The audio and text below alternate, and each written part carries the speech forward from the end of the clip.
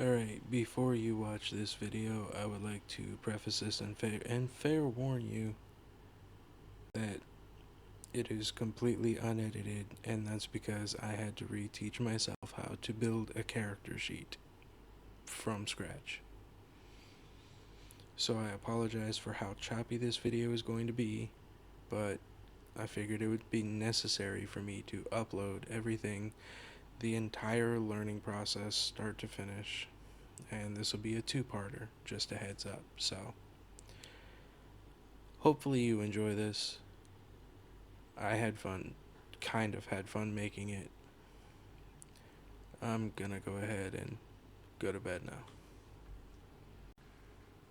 Apparently, I also had to. This is post minor editing, Justin. Apparently, I also had to cut the entire opening because of this weird double audio sequence. Like, I recorded this and just didn't even watch it back, so. Hello, and welcome. I really need to pay attention when I'm doing setup on these videos like this. These live ones. Yeah. Anyway, that's why.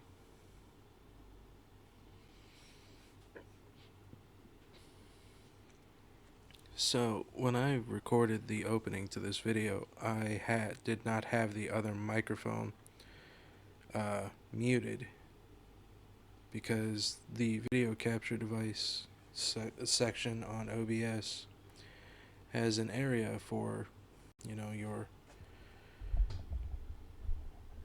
microphone. Or has a selection for your microphone. I did not realize that. Or at least I was so tired when I made this video that I didn't think about it. So, hello and welcome. We're going to start by potentially looking at the 3 different character sheets. I don't remember what the hell I did in this video. And no, like I said, I'm not editing it. You get to see me reteach myself how to deal with this. Have fun. Now, really, a lot of what changes between these 3 character sheets is really just layout and, well, how much writing you have to do. This one has a whole lot more space for, your cyberware and whatnot. And a whole lot more space for, notes for your cyberware because, good lord. But getting started at the top, at the very top, a very nice caricature of Mike Pondsmith. I adore it.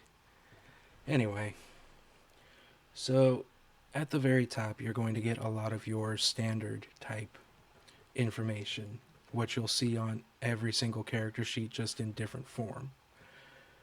You'll have your name, your role, your luck, which is set into a multiple value, or a usable value. So let's say, and we're going to get into this when we start rolling these stats a little heavier, but let's say you have a 6 luck, and that would be marked as 6 out of 6, but you use a little bit of luck on a roll, 2 luck, you're now marked at a 4 out of 6. Your hit points, your death save, and your seriously wounded, your armor, what kind of, now something that kind of differs a little bit is your martial arts. Oh wait, I'm getting 2020 and red confused. We'll get to that. Your weapons, stats, damage, ammo, and all that, and your skills. Plenty of room for skills. Then, like I said, an area to drop your cyberware and notes on what the cyberware does. Maybe some story related notes if you got it from a friend, or so on and so forth. And finally, down at the bottom, some quick rules, some specifically for brawling here. all your gear, what kind of ammunition you have, whether it be like incendiary rounds if you get them, or normal rounds for the weapon, the type of ammo, the amount. This would be the name of the weapon over here. Housing lifestyle. It's very in depth. It even comes with a sheet for your vehicle, should you have one or should you be a nomad. And then you can mark areas for your upgrades, kind of like what we talked about in the nomad episode. If you were rolling a nomad, you would use this area. And then if you're a net runner, you have your cyber deck. You would write the name of the company, or the name of the name of the product. I apologize. So like Zeta Tech Cyber Deck Mark III or whatever the fuck. Pardon my language. And then the type of cyber deck, how many universal slots, which means it can have program slots or hardware slots, how many program slots, and how many hardware slots. Wait, and I'm going to double check my info on that. But regardless. And then you can mark off all the programs you have loaded, from Black Ice to regular programs down to all the hardware. I should really roll a Netrunner just to show how it's done using this sheet. That might take place after we just get through the basics. Besides, I need to practice rolling a Netrunner anyway. I'm kind of out of practice. And then, of course, your life path stuff. And we will go over life path as well later on. Again, small. Honestly, this would be a very good beginner's character sheet. Now that I'm sitting here thinking on it, this would be a really good beginner's character sheet just because of all of the extra information that comes with it, like this little cheat sheet for combat. Phenomenal. So if you are starting from the basics of the basics, I would probably tell you to go with this one. Next, and this one I'm a little bit more familiar with, is the character sheet that comes in the book. And I'm not exactly sure where to put my face, so I will be moving myself around quite a bit as I explain. Right about now, I am sitting in where you would draw your character sheet, or your character portrait. So again, you've got the standards like your handle. Oop. I couldn't see my mouse. Dual monitor setup's goofy. Or always trips me up for some reason. You've got your name, your role ability, what rank your role ability is, and we'll discuss that when we go to roll. Some notes on your character, your humanity, hit points seriously wounded, critical injuries down here, whether or not you're addicted to drugs, your death save, armor down this way, weapons over here, small area for notes on it. And then this big chunk here being your skills. Now, the benefit to this particular character sheet... Oh yeah, and your stats down this bar. The benefit to this particular character sheet is instead of writing down all your skills, it's all wrote out for you. And then all you have to do is just plug in the numbers later on. It functions a little bit more like a Dungeons and Dragons character sheet for those of you who are bridging the gap from D&D to Cyberpunk.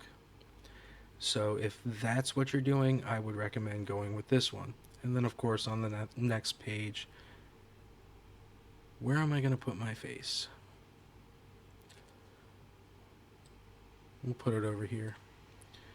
There's life path specific stuffs, housing, rent, and your lifestyle, your fashion, gear area, which also just comes with a basic ammunition slot, and some cash. Okay, and finally, I have to pause for this one. So hold on. The one I am most familiar with, I am sorry for the awkward placement of my face up this way, but anyway, this is the one that I am most familiar with. This is the one that I started rolling with. This is the Cyberpunk Red Data Pack character sheet. The benefit to this one is that it is incredibly compact. Like, incredibly. Outside of that, there's really no added benefit. I mean, there's no space to write in. There's no space to write in your cyberware. There's barely any space for your skills. Uh, Barely any space for equipped weapons. Your gear space is really small. It's just really compact all the way around. Same with your life path, and some of the life path stuff can get really intensive. So, the only benefit to this is if you are looking to. The only real benefit, I would say, would be using this in a scenario where you're just doing a one shot. You need a quick character for a single campaign or for a single session game, and that's it. It's really quick to roll up, really compact. You're only walking around with maybe one sheet. At any rate, this is the one that I am the most familiar with. I want to use this one, but I really don't think I. You know what? Yeah, I am going to use this one, like I said. It's the one I'm most familiar with. Let me pause and make a decision, actually. Yeah, we're just going to go ahead and use the data pack sheet. It's just easier for me to explain. So, we are going to go ahead and first name our character. Please let me name my character. Why is this not form fillable?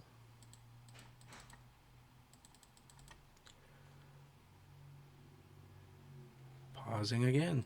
Alright, technical difficulties are over with. I've got it sorted out, I guess. So, you're able to put your picture here. If you're actually using just the PDF and not using the physical sheet, you would put your picture here. If you're using a physical sheet, you would draw here. So we're going to go ahead and name our character.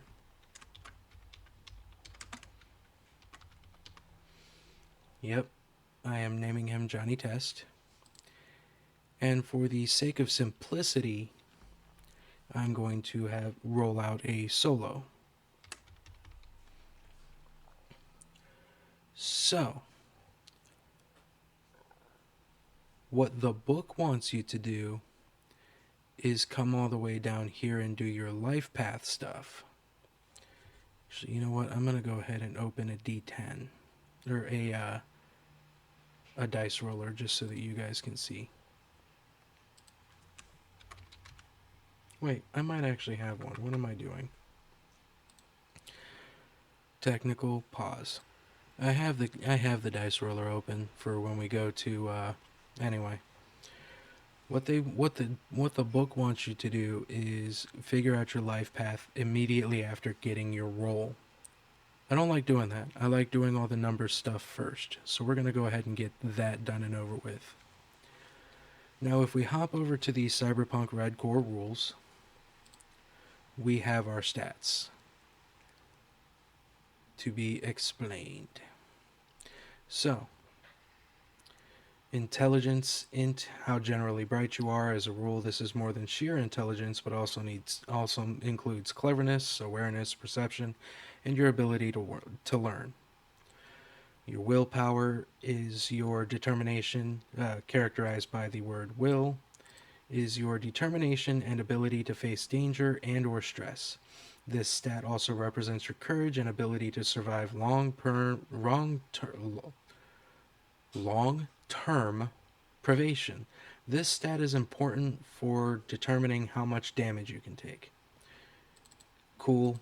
Your ability to impress and influence people through your character and charisma, how well you get along with others, and how you interact in social situations.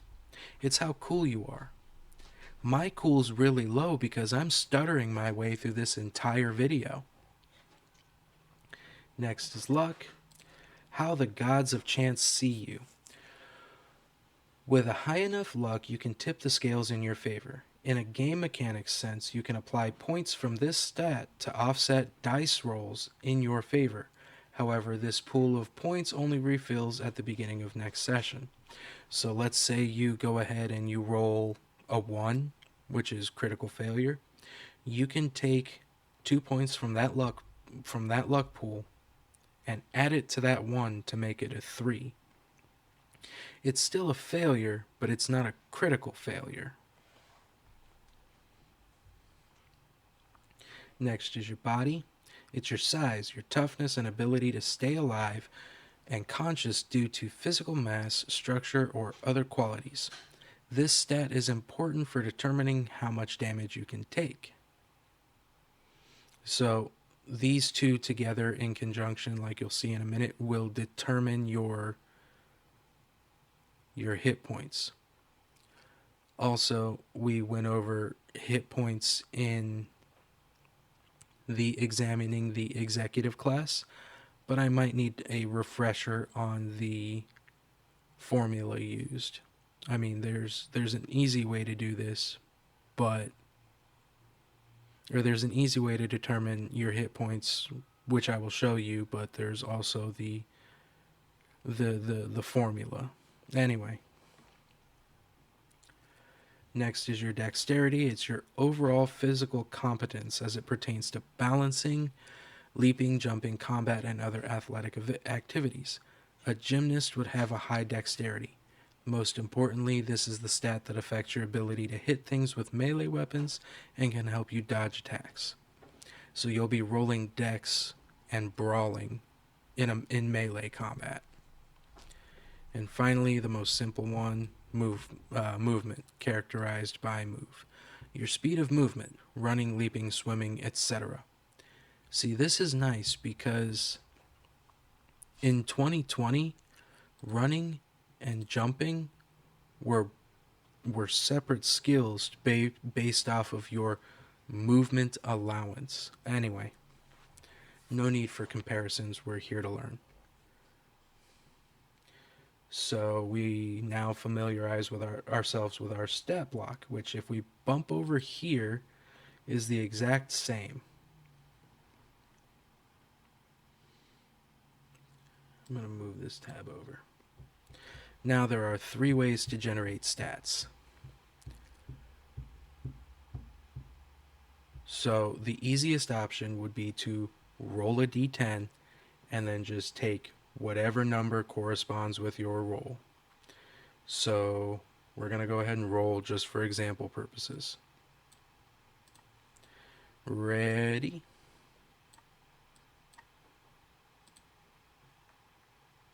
We got a 1. So we would come down to the chart and log each and every single one of these stats in the corresponding stat box of our character sheet.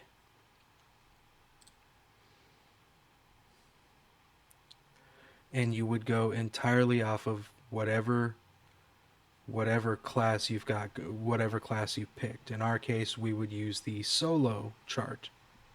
I'm not gonna lie to you guys, I completely forgot that the Street Rat variant had individual charts for the classes. So we're gonna go ahead and roll solo again, but I'm gonna shrink this up so that it's not in the way.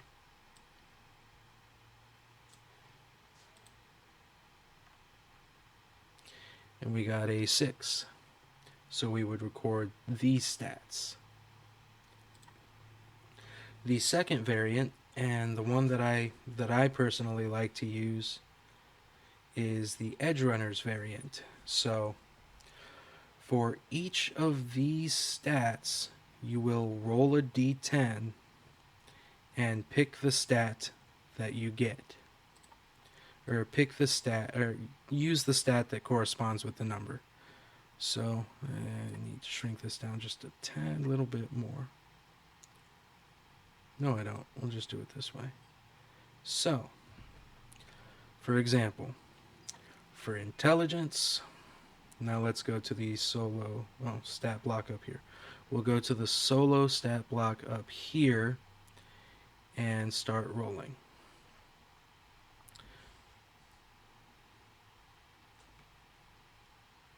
See if I can get it a little better. There, nah, too far. There we go. So, for intelligence, we got a 7, we write 7. For reflex, we got a 3, we write 8. Oh, come on. For dexterity, we got an 8, so we write 7, and so on. And you will do that for every single one of these stats. This is going to be the method that I use when we go to roll. And moving on. Now, you do that for, like I said, you do that for each of your stats here. Next is the complete package. So, I wanted to hit my vape and I don't want to do so on camera. Anyway, the complete package, when it comes to the complete package, your DM will give you a starting point value. Usually 62 because it's the starting character value. Then you just apply stats to, or you just apply points to the stats, up to each of these individual stats in the stat block. The only rule is that no stat can be higher than 8 and no stat can be lower than 2. So that's a little bit more controlled. You can sit there and you can pick whatever. And you can sit there and do the mental math and the gymnastics to get the exact stack blocks you want. And then, and that would be it. For some reason I was thinking there was like one more, but that's the Cyberpunk 2020 variant. Anyway, I'm going to go ahead and roll my stats out. Technical difficulty, I guess. I'm pausing. Where'd it go? Yep, I'm going to pause and roll my stats out now. Actually, you know what? I'll just show you instead of pausing. It's just going to get really annoying for you guys to watch me tab back and forth.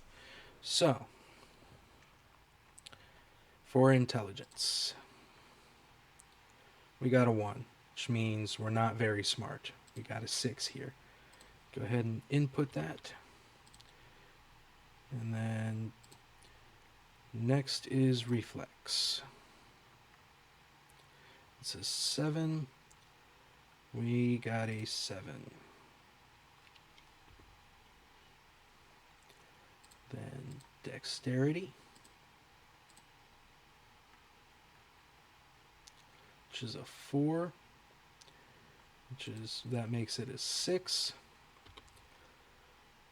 Tech, and like I said, what I'm doing is every time I roll the dice, I find the stat, so tech, and then the number I rolled.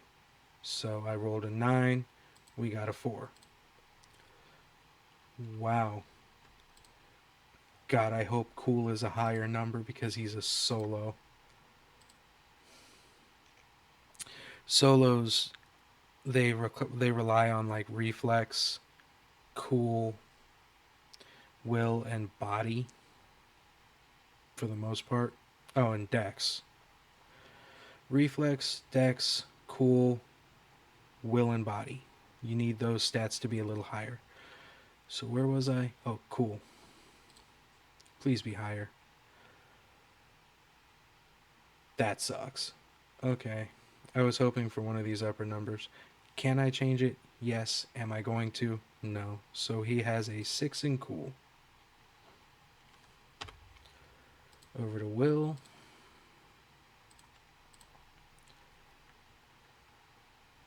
4. Well, at least his will's a little higher. So that's a 7. Now for luck, we're going to go over here and put the stat in the out of section, because that's going to be the max value of luck. Same over here and here. But we'll get to these in a bit. Okay, back to luck. Let's roll that up. 6 luck.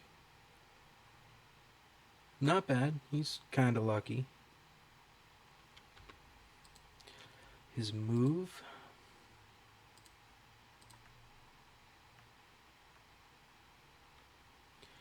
Three. 7. Okay, that's actually not bad. That means he can move, I think it's 7 meters. And then empathy. The amount of empathy we have is going to determine how much humanity we have, which is going to determine how much cyberware we can get before going cyber psycho. There are ways of circumventing cyberpsychosis as a starting character, but that all depends on the GM. Back to empathy. Did I get body already? No. Yeah. Okay. No, I just put that in the wrong spot. I need to roll body. I apologize. Back to body. This is a great video. 6. So he's got a 7 body. Okay, that ain't terrible. Could have left that as is. And finally, empathy.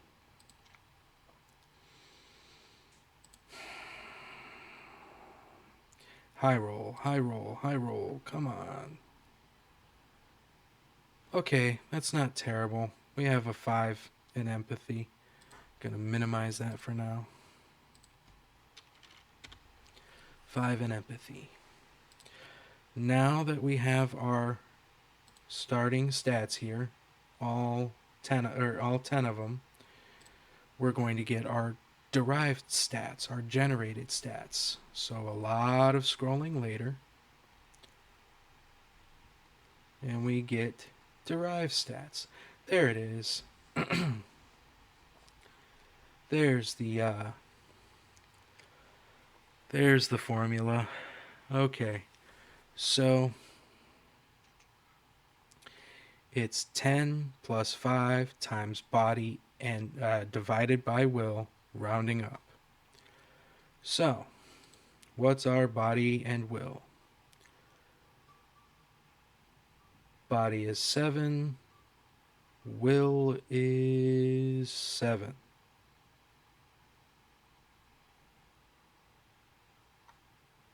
Multiplied by 2.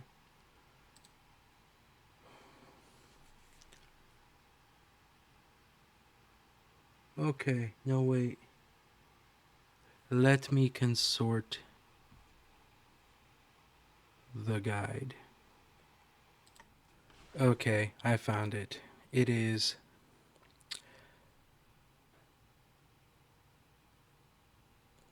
why am I rereading this? Okay.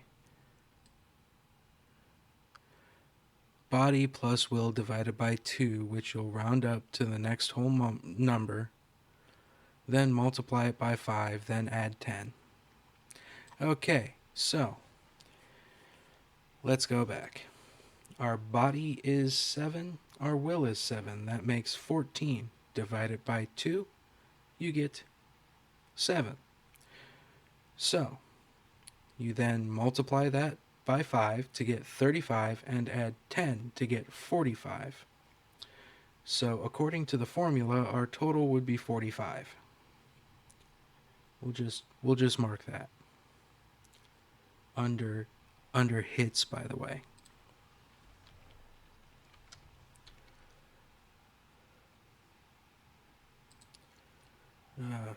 I don't understand why I don't understand this. Why this is just... For some reason, this is just Greek, but I actually had to look up how it actually broke down better. Anyway, or we have this wonderful chart 7 by 7. You basically find your body stat. Why am I trying to point at the screen when I can just circle it? So we're going to go ahead and draw. Our body is 7. Wow, great circle. Our will is 7. You then meet fingers in the middle. 445. So our math either way was correct. Now I have to undo all that because I really don't want that saved. Anyway, you get the point. There's a chart or there is an equation that you can do. Let's not draw anymore. Now that we have our hit points, your character's seriously wounded wound threshold is half their total HP rounded up. So we're going to pull up a calculator, and then I'm going to minimize it. We're going to need this calculator again a little later, more than likely. Anyway, your seriously wounded wound threshold is half your total HP. So, calculator, what is 45 divided by 2? 22.5. Rounded up is 23. Minimize that. So, our seriously wounded is 23. And our death save is equal to our body save. So, 7. Now, about your death save.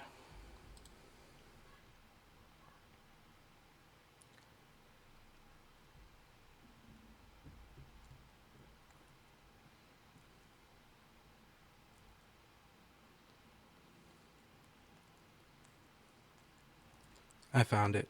I should have paused. Here we go.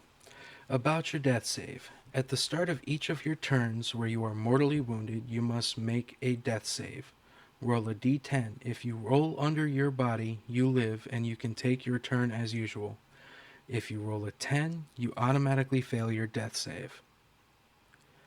Every time you roll a death save, your death save penalty increases, meaning each future death save you roll is made with an additional +1, making it progressively harder to stave off death. This death save penalty continues to add up until you are brought back to 1 HP by stabilization, where it resets your base death save penalty, which can be increased by the nastiest critical injuries.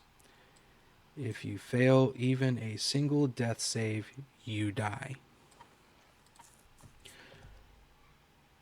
I didn't want to ask Copilot anything, but regardless, that is your death save. You have to roll a 1, a 2, a 3, a 4, a 5, a 6, or a 7. Anything over that,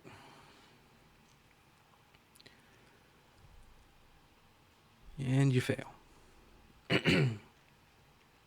If you roll a 10, it's an automatic fail. Back to the derived stats. With our last stat, or major stat, being, humanity. Humanity is a measure of how well you interact with the world and the other people in it. People with very low humanity stats have a lot of problems in human interactions. They may become sociopathic, withdrawn, disassociated, or even homicidal. If your character's humanity drops below 0, that represents the death of your character's emotional life. They slide into a state called cyberpsychosis, which I discussed in a separate video, in which aberrant traits like homicidal mania or mental disassociation can occur. While the addition of large amounts of cyberware, more on this later, see page 230, again, go back to my explaining cyberpsychosis video. I will link it in the description, and in the description.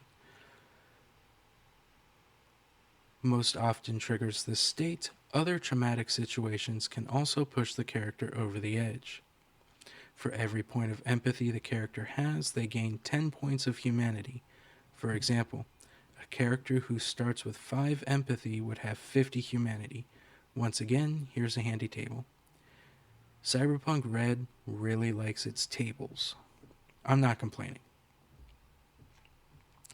As your character undergoes humanity loss, mainly, but not always, through installing cybernetics, they lose points of humanity. When you lose humanity points, you will sometimes have to lower your empathy statistic. This happens every time the tens place of your humanity value is lowered.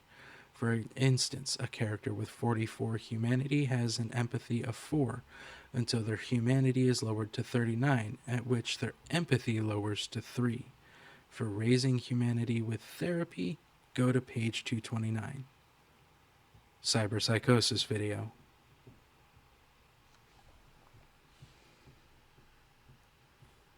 That's probably one of the most useful backup videos I could have made, just over top of the net running video. That's why I push it so hard. Anyway, off to our first off, we need to mark our humanity, which we did, or our empathy, which we did, and our humanity, which we now did. We are going to leave these blank until we get to cyberware.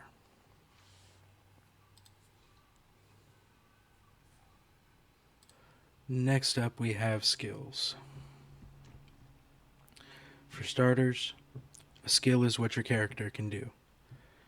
It's what they've learned how to do innately. It's what they've learned how to do through books, through living on the streets, what have you. It's what they can do. So, it's only natural that certain skills will link to stats. In turn, each skill is also linked to a stat that represents natural ability. Some people are just naturally better at doing or learning some things than other people around them. So when you perform a skill check, we will go over that, you'll add the stat that is linked to that particular skill to get a total aptitude at performing an action. Excuse me, I am in fact drinking a carbonated beverage. Not sponsored. You'll add the stat that is linked to that particular skill to get a total aptitude at performing an action based on performing that skill, also known as a skill base. If we come over here to the other character sheet, you'll notice that there is in fact a base column. Coming back to ours, it is a total column. Anyway, all skills are not equal. Some are harder to learn than others, requiring more improvement points. Those will be marked with a times 2, which is 2 points per one level.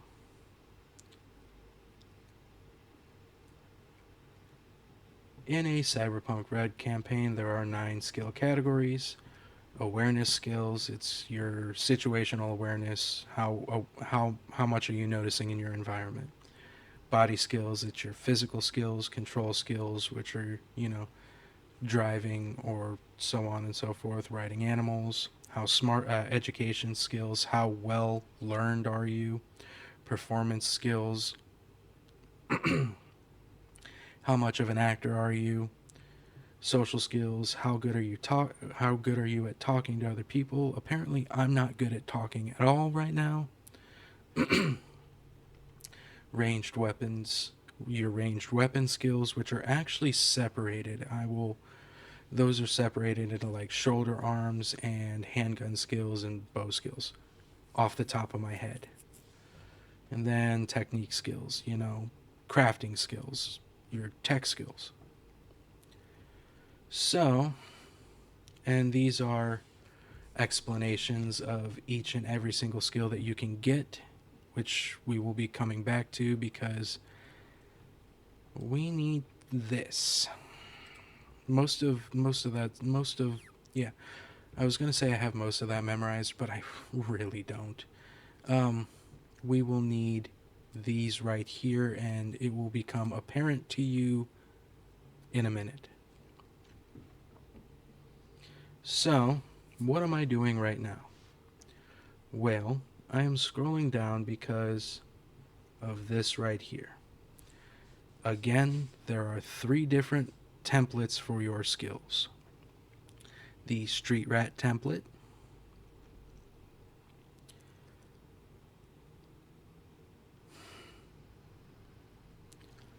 the Edge Runner template, and the Complete Package template. Starting with the Street Rat template. It's really simple. These are the skills you are given. This is the level of each skill. And then we have to go in and physically write the stat associated. So, where do I go? Where do I go from here? We will come back to level when it's time to explain how to get your stats, or your total stats. That base skill I was talking about earlier. For now, we're just going to go through and look at each of the 3 different ways you can generate stat points.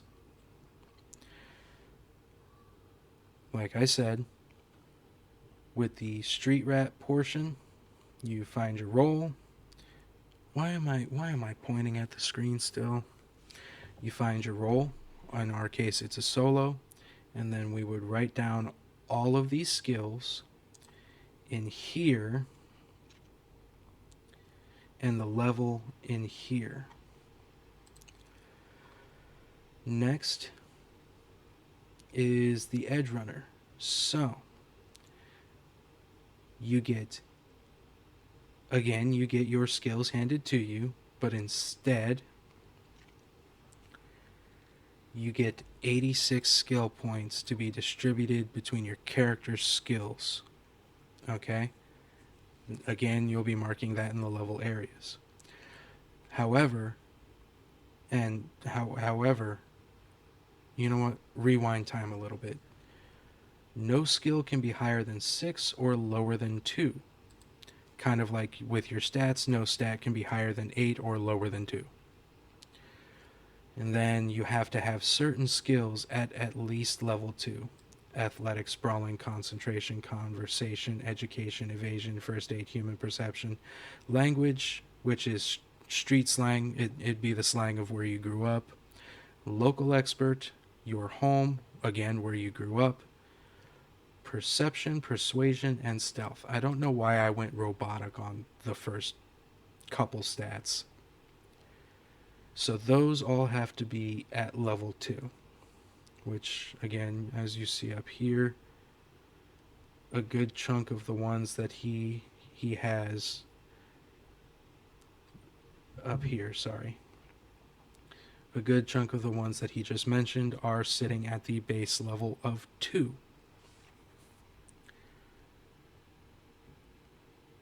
Again, skills marked with a 2x with a times 2 cost 2 skill points to increase in level by 1. All other skills cost 1 point to increase by level by 1.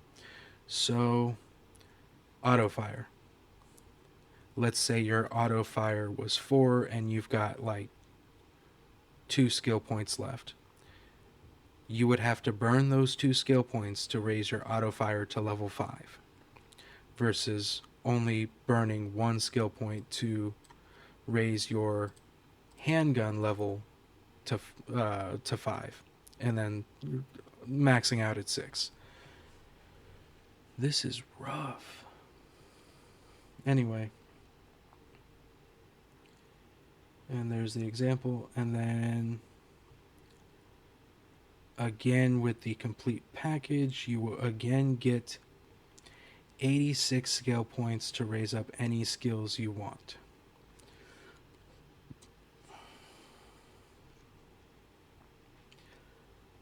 Now, again, these again as with last version, these skills must be at level 2.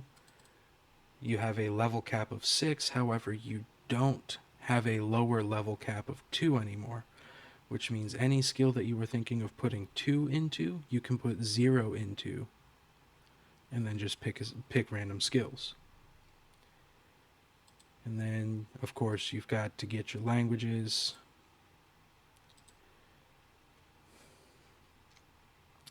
And this was an example. So he put all of these at 2. So they use an example player named Jay. Jay put all of the main skills at 2 except for language, which was at 4. And then he picked whatever the hell he wants for the rest of the rest of his skills to dump into, for a total of 1, 2, 3, 4, 5, 6, 7, 8, 9, 10, 11, 12, 13, 14, 15, 16, 17, 18, 19, 20, 21, 22, 23, 24, 25, 26, 27. 27 skills.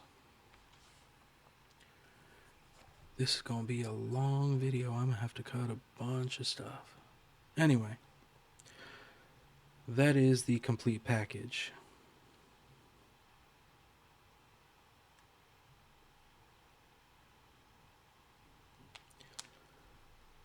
The difference between the complete package and the Edge Runner package is, again, you have your skills handed to you, whereas you can pick your skills.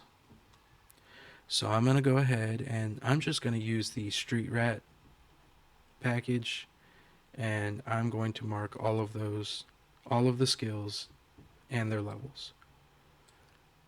This time I actually am going to pause because that's going to take a minute. Okay, so we have all of the levels in our level column. I also forgot to put my player name, so I did that. Now we have to go to our stats, and this is where things get fun again. So, I will explain what we do at that point, and then I will pause again and fill it all out. Alright, so do you remember earlier when I said we would be needing this area again? Well, we do. So, what we do is we find the skill on our character sheet, starting with athletics, right? And we are going to scroll through and look for athletics. In this case, it is a dexterity skill, a dex skill. I really need to figure out how to shut off that co-pilot crap. It is a dexterity skill. So, we then come back over here, look for our dex, which is 6, and we put 6 in the slot. See how that moved our total to 8? We then do that for everything. So I'll be right back. And I'm back. So, I have filled in all of the stats and gotten our totals. Now these totals are before we roll a d10. Just for example purposes, we're going to go ahead and roll an evasion. Okay, so that's a d10 plus your total, which is 12. For a total of 7, so 19 on evasion. Now the bonus is what you get. The bonus is added when you do certain things like installing cyberware. Some cyberware will actually give you a bonus to your stats if you have that stat. So next is weapons and armor. Well, maybe. So we got our skills. Let me figure out what's next. I was correct. Weapons and armor. So we're starting with weapons, and we're starting with weapons that give you stabby stabby or bang bang.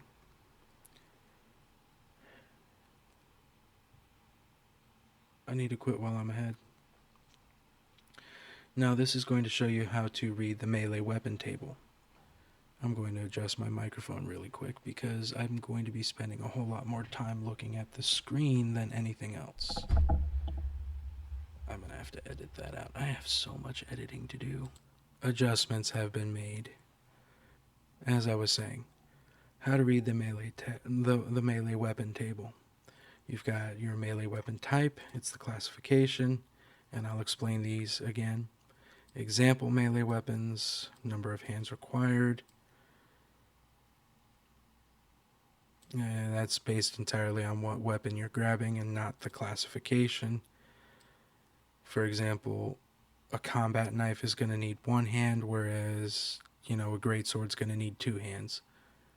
It's a bad example, yes, but it serves the purpose I need it to serve. The damage, it tells you how much damage it's going to do from a single attack.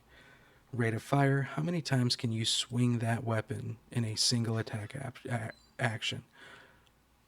More than likely once. Can it be concealed?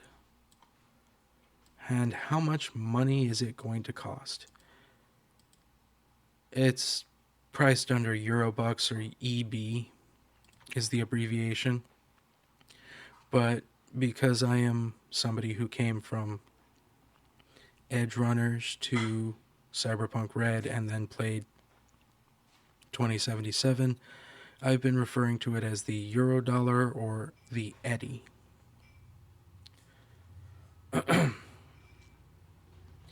The price category of the item is listed below its cost. We went over cost with the Nomad class. I still have that chart. I can throw it up real quick. But for the sake of brevity, there's your cost. Now we can go through the chart. Now this is not a verbatim chart, but we're going to use it as such. Basically, coming up with like melee weapons mostly falls on you. Like, for example, all of this stuff here is just standard stuff that you could pick up anywhere, but there are weapons that you can come up with and use as like a makeshift melee weapon or an improvised melee weapon, or so on and so forth. So, for the sake of rolling our character, I'm going to give him a light melee weapon, which I can swing twice in a single action. It can be concealed, and it is 50 Eurodollars. It deals 1d6 damage. I wield it with one hand because I'm picking the combat knife. So we're going to come over here, and we are going to list combat knife.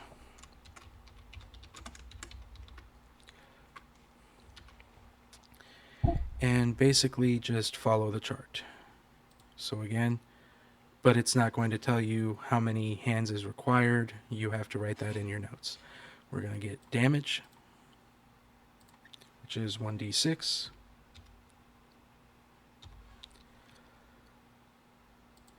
Ammo, not available.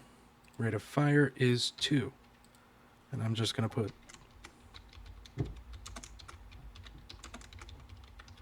just for shiggles. Why did I put that on the second line? Well, because we still have to get a gun. Now, melee combat is an entirely different monster that we will get into later when we discuss combat. Be patient. So, moving on, and we're going to come over to guns. So again, you get a lot of the same stuff that you get with the melee in terms of descriptor. The only you do have a few additions like weapon skill, single shot damage, magazine, rate of or alt fire modes and special features, so on and so forth. Can I open that link in a new tab? Maybe? No, because it hyperlinks to something a little later on in the... Excuse me.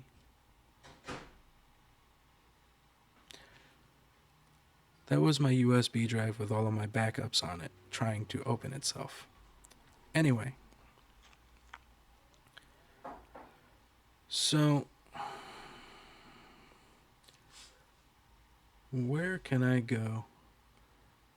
So, we're going to hop over to 385 real quick, just for me to take a peek, because I've personally been, naming all my weapons. Using actual gun manufacturers from real world. I just want to double check and see if there's any in-world gun manufacturers before moving on. The answer to that is no. In Cyberpunk 2020, they did in fact list, actual gun brands. So I just went ahead and listed the H&K MP5. We're going to go ahead and list that as a standard SMG. I'm getting ahead of myself, so let me go back and explain before we get into damage, ammo, and rate of fire. So here is this very nice chart, and it leaves you open to creativity. I was going to stick him with a heavy pistol or a very heavy pistol. So you've got your weapon type, your weapon skill, the single shot damage of it, the standard magazine size, which we'll put in the notes, the rate of fire, which, again, how many times can this weapon be fired with a single attack action?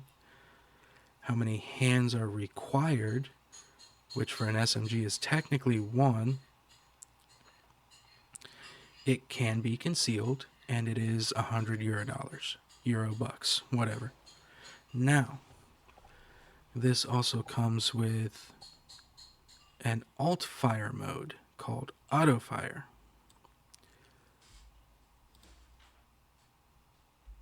which is also on our character. If the two match, you can use auto fire. Now, the number in parentheses means that it is fired. We'll look at the ruling on that real quick, but I have to find it. And you also get suppressive fire, which we'll also look at. Give me just a quick minute to find that. Page 173, by the way. So, in Cyberpunk Red, autofire has been reworked for speed of play. Instead of directly modeling individual bullets, we've moved to modeling patterns of bullets. Being skilled at keeping an automatic gun on target allows you to bring out the best in autofire. When you use autofire, it costs an action and 10 bullets. If you don't have 10 bullets remaining in your magazine, you can't use autofire. You use the autofire skill instead of the weapon's typical weapon skill. Additionally, instead of the weapon's entry on the range table, which is above, you use its entry on the autofire range table. Autofire cannot be used to make an aimed shot. Targets with reflex or higher can still choose to attempt to dodge your autofire. If you hit, roll 2d6 for damage and multiply it by the amount you beat the DV to hit your target, up to a maximum denoted by the weapon's autofire, 3 for SMGs, 4 for assault rifles. This number is the amount of damage that autofire dealt. If both dice came up 6, you've also inflicted a critical injury. See page 187. The defender's armor reduces the damage you do, as detailed later. We'll discuss all that when talking in a later video. For now, let's go ahead and roll an example. So, let's say that the dice value is, for SMGs, it is 7 to 12 yards, so a 13. You're pretty much right in front of the person. we're going to go ahead and add a d6. And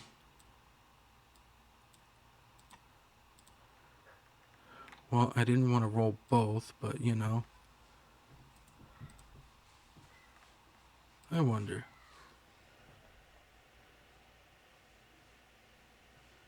Hold on. Pausing. So I can't roll individual dice, but what we'll do is I've got 2 dice rolled out here, and we're just going to roll them. This program kind of sucks. So we have a 6 and a 3 for a total of 9.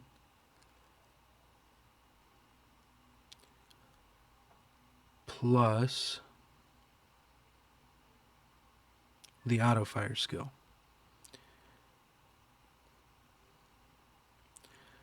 So going back real quick. That's the thing about rolling a character in Cyberpunk Red, it's a whole lot of back and forth. And as per usual, I've had everything backwards. So let's go to my character sheet. Now, again, we are going to roll auto fire, which is 13, right? So, we are going to roll a d10. You'll have to forgive me, it's been a while since I've had to explain this. Which got us, oh my god, a critical. Wow. Okay, so we're not going to go over critical real quick. We're just going to add it as normal. So, the total, which is 13, plus what we rolled, which is 10, for a total of 23. So we hit. Coming back over here, if you hit, roll 2d6 for damage and then multiply it by the amount you beat the DV to hit your target. So up to a maximum denoted by the weapon's auto fire, which is 3 for SMGs. So now we have to roll 2d6 for damage.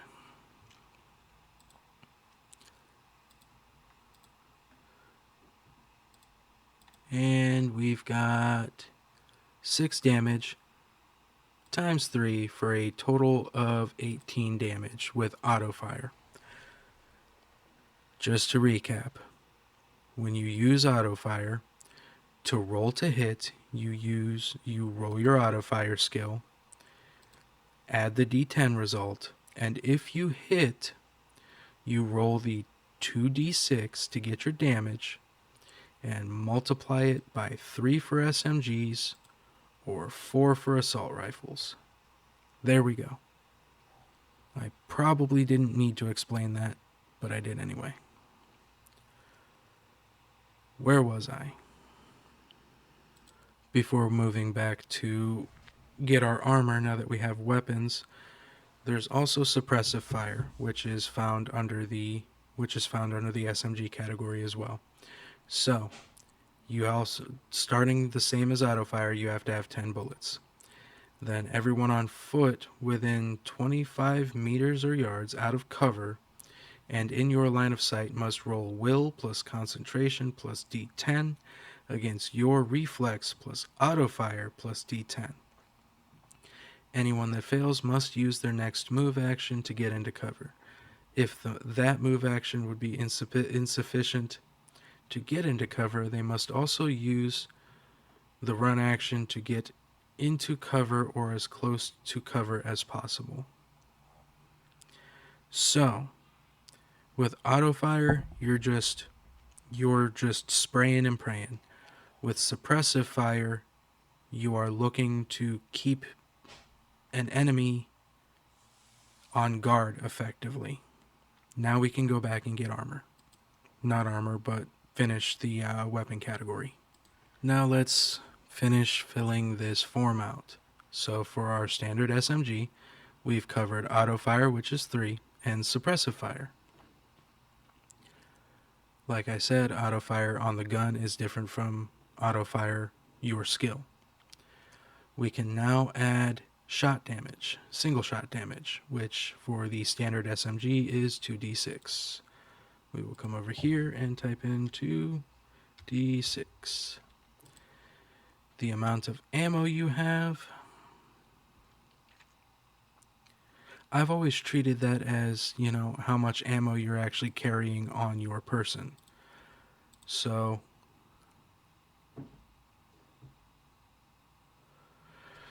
it might be a little different when you are using something like this. Yeah, no, it's not. That's fine.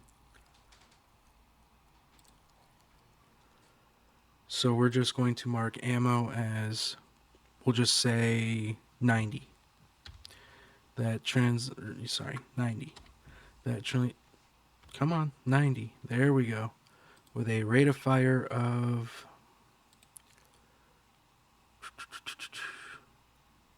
1. So you can only fire this one time with an action.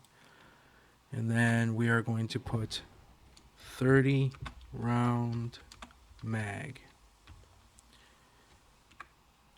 And there you go. Next is armor. We have covered a melee and a weapon, a gun weapon, a firing weapon. I'm tired. We are now going to cover armor. I hope. For the sake of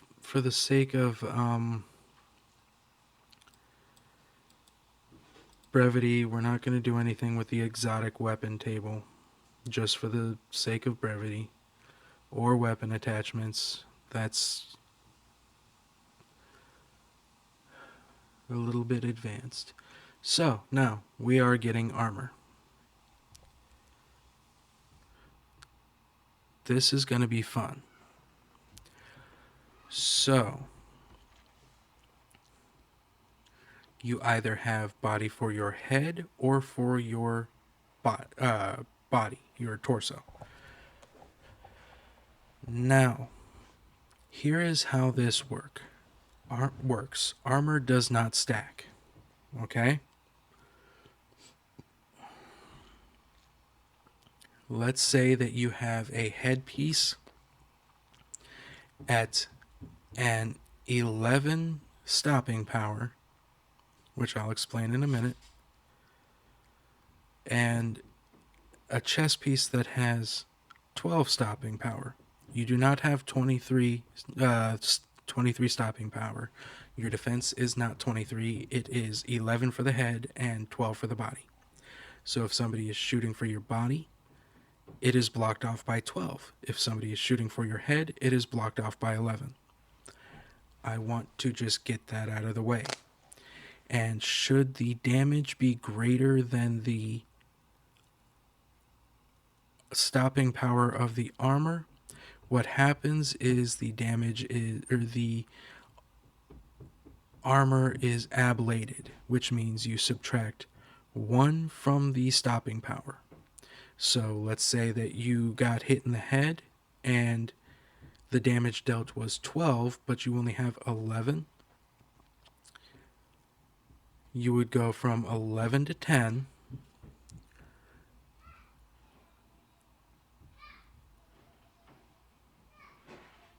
And then the rest of, and then the, sorry, I got distracted. And then the rest of the carryover damage. So you would take 1 point of damage. So like I was saying,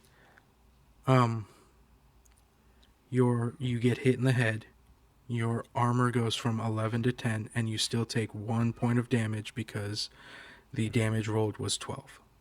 12 minus 11 is 1. I might have to cut this in half. Holy shit. So, now we can read the armor table. We have the type of armor.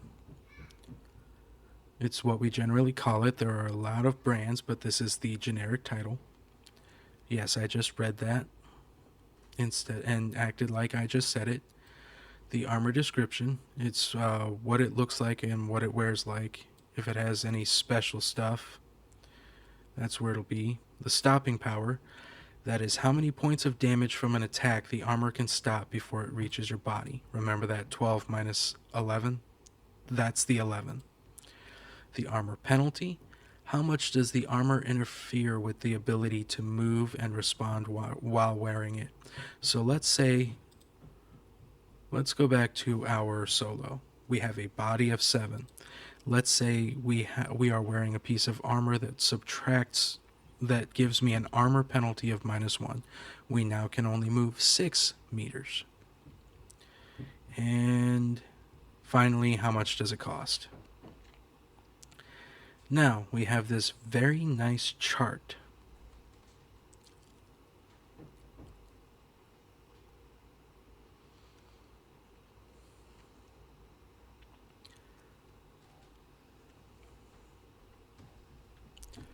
Lordy. So, what I usually pick is light armor jack for both the head and the body. It is a Kevlar jacket. It's a combination of Kevlar and plastic meshes inserted into the weave of the fabric. So you could have like a light armor jack trench coat with a light armor jack hood sewn in, and that will cover your stopping power for both head and body.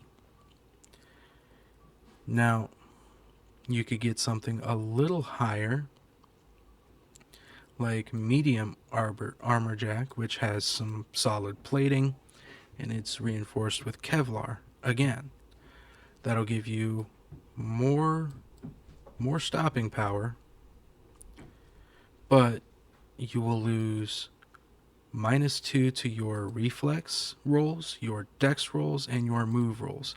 I like having reflex, dex, and move. That's why I usually stop at like light armor jack or body weight, the body weight suit if I'm running a net runner.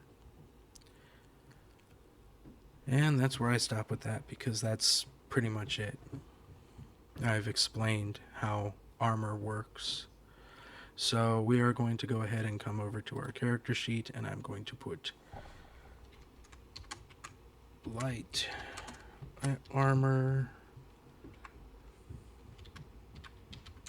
in parentheses head. And the SP of 11.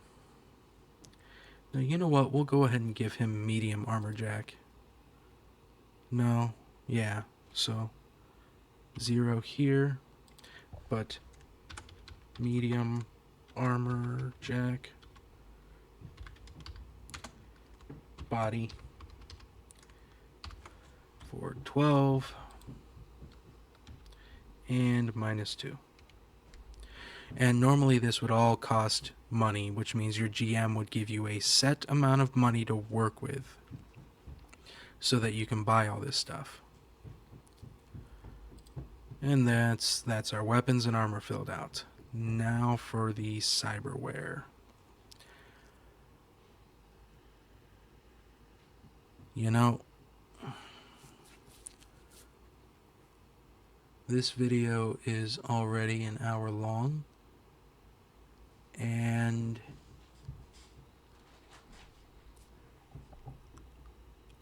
I don't think I should make it any longer than an hour. So let me pause real quick and think on if I want to sit here and deal with cyberware on top of what we've just done. Actually, before I make that decision, you do also have the ability to sit here and use templates to get all your armor or your weapons and armor as well. Technically, the solo gets light armor jack, body armor, and head armor. Actually, they all do, it looks like. Yep. And then you get your ammunition for your basic rifle, or you get basic rifle ammo, very heavy pistol ammo, a heavy melee weapon or a shield, very heavy pistol, or an assault rifle. I took the light option for the melee weapon. I chose a combat knife, so on and so forth. But like I said, now we have to deal with whether or not I'm going to have us run cyberware. Well, that was a really easy decision. No. We're just going to go ahead and stop. We've got our skills, we've got our weapons, we've got our armor, we've got our stats. That is plenty enough for the time being. This is already stretching entirely too long, and I have to cut a bunch. I have to decide if I'm going to cut a bunch of it out or if I'm not. And I still have other projects I have to work on. So the character sheet is going to be a two-part series. Next time we will cover gear, cyberware, or gear, cyberware, and our housing, our rent, and our lifestyle. We might get into life path, but before I cut, life path is technically something you can fill out without a chart if you feel like writing out a backstory both for your person and your role specific life path. Oh, we're definitely going to get into fashion next episode too. Sorry. So it'll be gear, cyberware, and fashion, plus housing, rent, and lifestyle. We're going to get some stuff done next time. Alrighty, thank you guys so much for watching. I am so sorry we only got halfway through that. I kept getting sidetracked because the more that I go through this character sheet, the more I want to sit here and add context.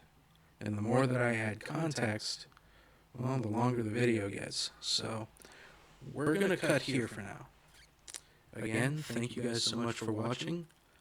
If you enjoyed this video, if you enjoyed watching me blunder my way through creating a character sheet, go ahead and give me a like.